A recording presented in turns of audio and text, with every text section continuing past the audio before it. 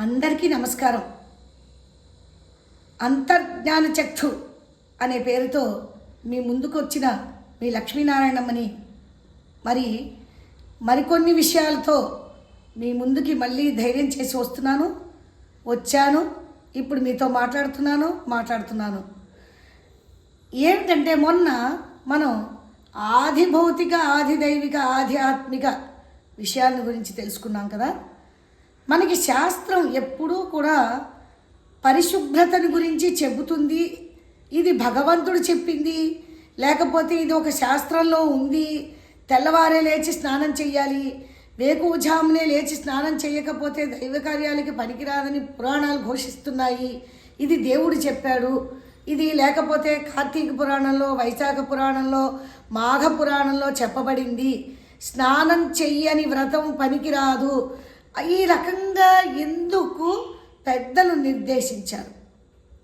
ఉదయాన్నే సూర్యోదయానికి పూర్వమే లేవడం వల్ల మనకి సూర్యుని యొక్క కిరణాలు ఏటవాలుగా కానీ, దగ్గరగా కానీ, దూరంగా కానీ ఉదయ కిరణాలు అంటే సూర్యోదయం అవుతున్నటువంటి ఆ సూర్యకిరణాలు మనం స్నానం చేస్తున్నటువంటి సమయంలో కనుక పడితే అది మనం ఎక్కడున్నా సరే, మనం ఏ ఇంట్లో, అందుకే బహిస్నానం అంటారు.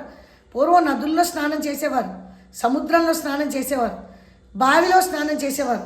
అయితే ఇప్పుడు ఇల్లులు వచ్చాయి, మరి లోపల రకరకాలైనటువంటి మరుగుదొడ్లు వచ్చాయి, చాలా సౌకర్యాలు వచ్చాయి ఇప్పుడు.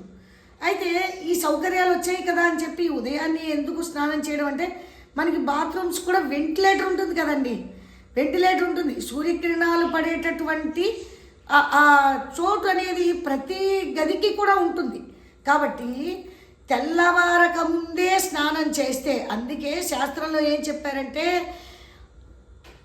సూర్యోదయానికి పూర్వం అంటే తెల్లవారుజామున 6 లోపున చేసే స్నానం అంటే బ్రాహ్మీ ముహూర్తాన చేసే స్నానం దైవీ స్నానం అని, 6 లోపున చేసే స్నానం మానవ స్నానం అని, 6 తర్వాత చేసే స్నానం రాక్షస స్నానం అని చెప్పారు.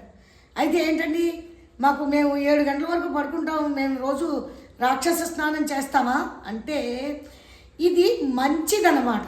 అంటే ఈ స్నానం అనేది ఎక్కువ ఉత్తమమైనటువంటి ఆరోగ్య ఫలితాలను ఇస్తుంది. అయితే ఇది ఆరోగ్య ఫలితాలను ఇస్తుంది అంటే వినం కదా. అంటే ఇప్పుడు సైన్స్లోని ఏం చెప్తాడు, ప్రతివాడు ఏదో ప్రయోగం చేస్తారు, ఏదో ఒకటి, ఆ ప్రయోగం ద్వారా ఇది రుజువైందా, సర్లే మనకి ఎక్కడో. అదే పాపం పుణ్యం అని చెప్పండి, భగవంతుడి వల్ల భయంతో వింటారు. కానీ ఇంకొకటి కూడా ఉంది ఇక్కడ, ఆధ్యాత్మిక పరంగా కూడా ఇది పుణ్యకార్యమే. ఎందుకంటే మీరు ఒక్కసారి తెల్లవారే లేచి ఏది మాట్లాడకుండా, అన్య విషయాన్ని ఏది ఆలోచించకుండా, అనవసరంగా ఏ చికాకులతోనూ లేవకుండా ప్రశాంతంగా లేచి స్నానం చేసి మీ ఇష్టదైవాన్ని ఒక్కసారి స్మరించుకోండి. ఎంత ప్రశాంతంగా రోజంతా ఉంటుందో మీకే తెలుస్తుంది. కాబట్టి అయితే స్నానం చేయలేని వాళ్ళ సంగతి ఏమిటి అంటే, స్నానం చెయ్యలేని వాళ్ళ సంగతి ఏంటంటే భగవత్ సందర్శనం మానసికంగా చేయడం, మానసిక స్నానం. అంటే ఇందులో స్నాన విధానాలు చెప్పారు పురాణాల్లో. స్నాన విధానాలు మొదటి 4 విధానాలు భగవత్ కార్యానికి సంబంధించినవి. తరువాతి 4 విధానాలు కూడా ఏదో ఒక రకంగా మానవుడు శుద్ధి పొంది భగవద్ దర్శనం చేసుకోవడానికి సంబంధించింది. అంటే మొదటి 4 చెప్తే మొట్టమొదటిది ఏంటంటే, మనం బ్రాహ్మీ ముహూర్తం 3 గంటలకు అలారం పెట్టుకున్నాం అనుకోండి. 3 గంటలకు అలారం పెట్టుకోగానే నారాయణ నారాయణ నారాయణ, బ్రాహ్మీ ముహూర్తంలో మనం నారాయణ నారాయణ నామస్మరణ.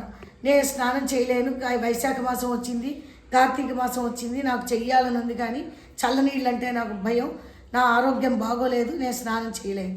సో నారాయణ నారాయణ కేశవ మాధవ శివ ఏదైనా అనుకో. అయితే ఆ నామస్మరణ మునకయే స్నానం, అది మానసిక స్నానం. అంటే మనం మానసికంగా పవిత్రమైపోయినంత మాత్రాన మనం ముందు రోజు రాత్రి పడుకున్నటువంటి క్రిమికీటకాలు ఒంటికి అంటుకొని ఉంటాయి. మనం వేసుకున్న బట్టలకి మన ఏదో తెలియనటువంటి కొన్ని బ్యాక్టీరియా అంటారు ఇంగ్లీష్లో, ఆంగ్లంలో, అది మనకి తెలియదు, మనకి తగలదు కూడా, అది మనం చూడలేము కూడా. కానీ అవి అంటుకొని ఉంటాయి కాబట్టి మనం చూడండి, తెల్లవారి లేచి పక్క దులుపుకున్నా లేకపోతే రాత్రి పడుకున్న బట్టలు ఒక రకమైనటువంటి వాసన వస్తుంది. అంటే మనం వాసన చూసినా చూడకపోయినా కూడా మనకి చికాగ్గానే అనిపిస్తుంది. కానీ మనం వాడుతూనే ఉంటాం, చెయ్యొచ్చులే, వంట అయ్యాక చెయ్యొచ్చులే, లేకపోతే ఇంకోటి ఏదో అయ్యాక చెయ్యొచ్చులే, మళ్ళీ చెమటలు పోస్తాయి కదా, ఈ రకంగా ఆలోచిస్తాం. కానీ ఆ బ్యాక్టీరియా వల్ల తగిలిన గాలంతా మనం చేస్తున్న పనులకు కూడా తగ్గుతుంది అంటే మనం వండే వంటకి. అందుకే పూర్వకాలంలో మడి బట్ట కట్టుకొని వండుకోవాలని చెప్పారు. ఎందుకంటే అది మానసిక శుద్ధి, శారీరక శుద్ధి, రెండు శుద్ధులు కూడా ఉంటాయి దాంట్లో.